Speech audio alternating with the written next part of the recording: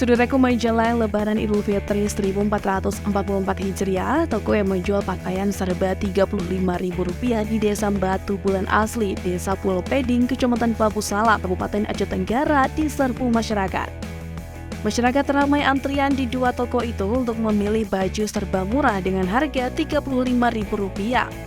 Bukan hanya pakaian, tetapi sandal dan sepatu serta produk lainnya juga dijual dengan harga Rp35.000.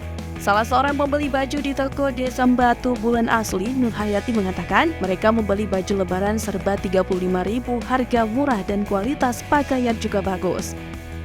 Menurutnya, saat ini mereka memilih baju murah untuk lebih irit belanja karena situasi ekonomi masyarakat di Aceh Tenggara saat ini masih melemah. Sehingga untuk memenuhi kebutuhan Lebaran Idul Fitri 1444 Hijriah, mereka mencari produk murah dan menyenangkan untuk anak-anak mereka. Dari Aceh Tenggara, Asnawi Lui, Tribun Gayo.